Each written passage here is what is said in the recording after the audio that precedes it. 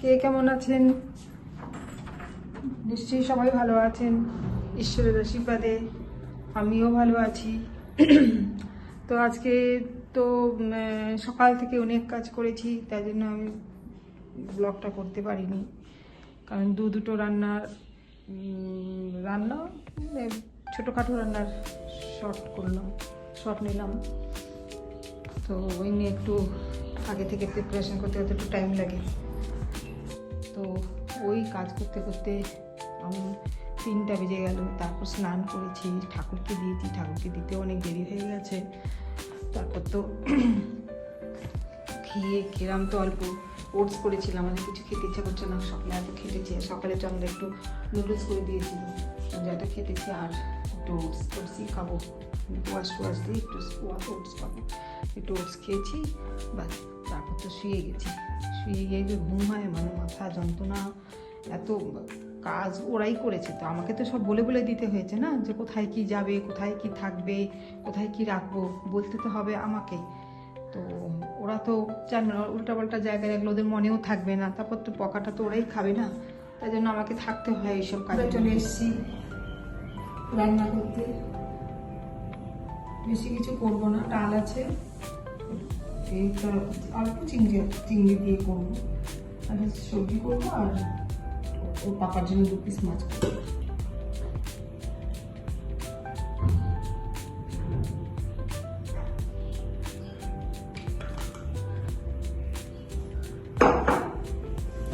দিনের বেলা খুব আওয়াজ হয়, গাড়ি ঘোড়া সব যায় না, সব বাগানের সব পাশে খুব আওয়াজ হয় দিনের বেলা। কালো গাড়ি এসছে, খুব আওয়াজ হয় দিনের বেলা, আর রাতে চুপচাপ, কোনো আওয়াজ নেই।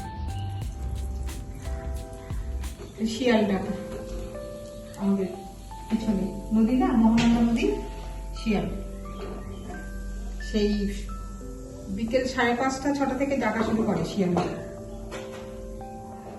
আগে কি শিয়ালের ভয় পেতাম, এখন আর শুনতে শুনতে অভ্যস্ত হয়ে গেছি। চন্দা বলে, ম্যাডাম উপরে চলুন, ছাদে শিয়াল দেখতে পারবেন না। আমার না, যখন রাজারহাটে ছিলাম মেয়েকে নিয়ে, তখন এই রাস্তা দিয়ে যাচ্ছি, তো রিক্সা করে কত শিয়াল রাস্তা ক্রস করছে, এখানে পুকুরের মতো, পুকুরের সাইড একটু বড় ওরা। তো ওই রিক্সাওয়ালা বলছিল যে এটা তো আগে শিয়ালদেরই জায়গা ছিল, এখন সব ক্লাস বই ওদের জায়গা নেই, তাই ওরা এদিক ওদিক ঘুরে বেড়ায়। তো ওই শিয়াল চিড়িয়াখানায় রেখেছি, আর ওই রাজারহাটে এখন শিয়াল দেখলাম।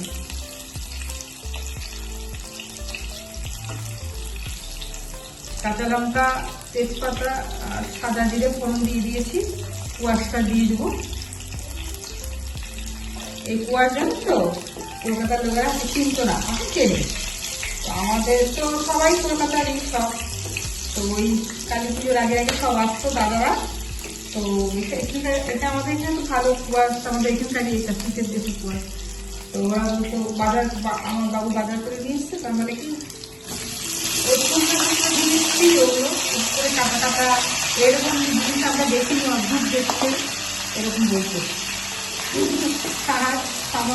আমরা তো ছোট ছিলাম, কি ঠাপাতাম দাদাদের, হ্যাঁ আমরা মজা পেয়ে যেতাম যে তোমরা কিচ্ছু জানো না। আমরা যে কলকাতার যারা বাস করে সব জানে, হ্যাঁ আমরা এখানকার বোধহয় আমরা কিচ্ছু জানি না, আর আমরা বাচ্চা ছিলাম তাই বুঝতাম। হ্যাঁ মা দাদা কিছু জানে না, দাদা কিছু জানে না, এরকম বলতো। তখন আমার বাবু বলতো এগুলো হচ্ছে কুয়াশ, এখানকার কুয়াশ, এগুলো এই শীতের দেশেই তৈরি হয়। তো খাওয়া খুব ভালো, এই কুয়াশ ভীষণ ভালো, শরীরের জন্য খুব ভালো, এই বলে আলাদা কিছু নেই, সবাই সবার, তাই না? এখন সব ঘটি বাটি এক হয়ে গেছে, আমরা ঘুটিতে রান্না খাচ্ছি, আর ঘুটিটাও আমাদের বাঙালির রান্না খাচ্ছি এখন। আর এইসব আমার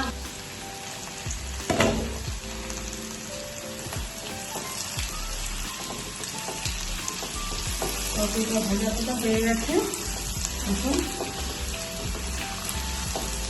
মশলা দিয়ে দিই।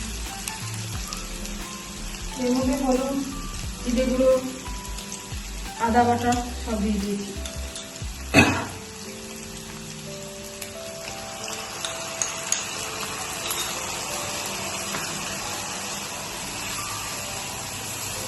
চিনি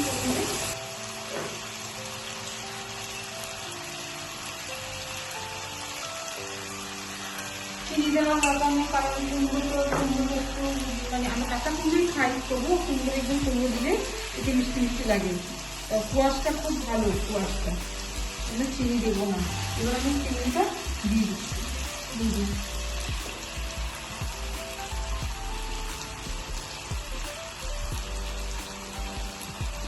তারপরে মেয়ে আমাকে ফোন করে বলছে রাত্রি 10টায়, আমি তো মামা তুমি খাওয়া হয়ে গেছে, বলে কি যে হ্যাঁ, তো আমার তো আবার সকালে যেতে হয়, তারপর তাদের খেয়ে দিয়ে তারপরে খেয়ে দেবো, আর সেই সব যেতে শোই না, এই তো দেখি ওটা দেখি।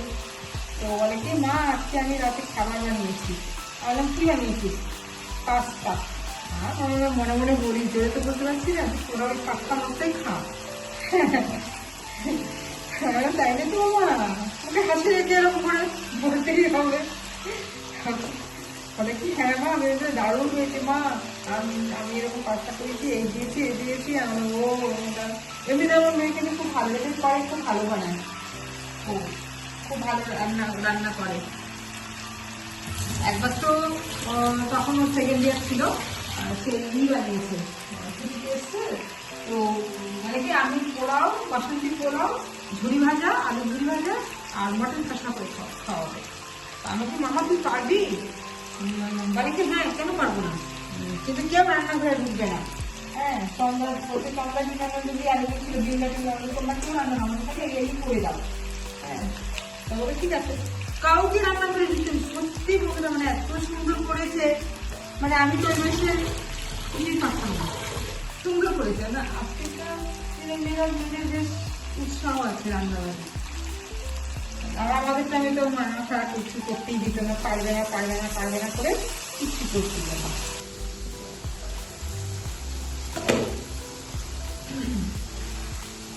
তরকারি হয়ে গেছে দেখছি সামনে, কুমড়োটা সিদ্ধই হয়ে গেছে, আলু সিদ্ধ হয়ে গেছে, দেরি হয়ে গেছে। আমি যদি পুকুরে রান্না করা আছে না, আমার সব কিছু অনেক দেরি হয়ে যায়।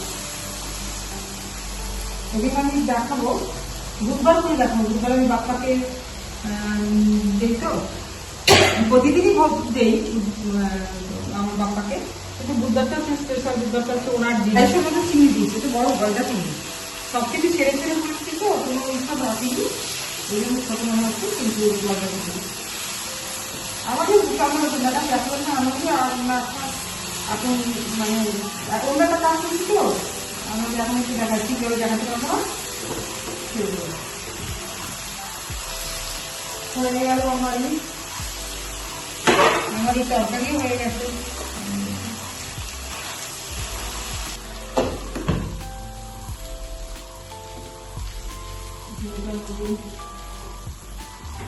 গরম জল দিয়ে দিই, মশলাটা করে রেখেছি মাছের,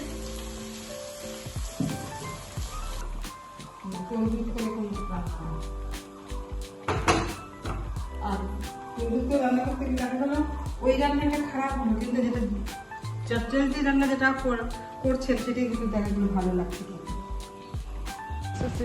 সব বাজার করলাম, দাঁড়িয়ে আছি বাইরে।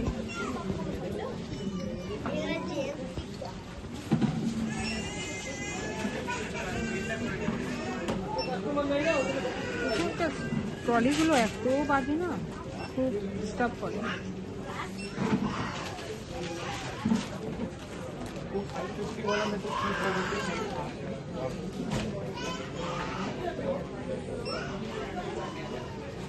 বছরে যে কতবার বসে,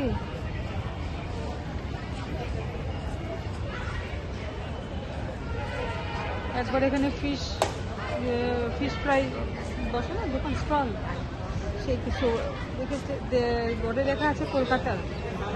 হ্যাঁ আমরা নিয়েছি, আমার হাজব্যান্ড তো বেশ প্রচুর নিয়েছে, নিয়ে গিয়ে বাপরে বাপ দেখি কি জঘন্য, সব নষ্ট গেছে আমাদের। তারপর থেকে যারা ইয়ে তাদের বলে তোমরা নিও না, তো ডায়রিয়া হয়ে যাবে। কবেকার পচা মাছ সব ঠিক করে রাখে। যে সবে মাত্র বসেছে, কয়েকটা বসে গেছে, আরও ঠিক হচ্ছে। তো আমি তো সব বাজার বাজার মানে যতটুকু জিনিস দরকার সব কিনলাম, যেগুলো খুবই দরকার কিনলাম। কিনে এই যে সব বাস যাচ্ছে, ঘরোয়া চড়ে, এগুলোতে ভালোই লাগে। সব ফুলদানি ফুলদানি আছে, হাতের কাজের সব কিছু।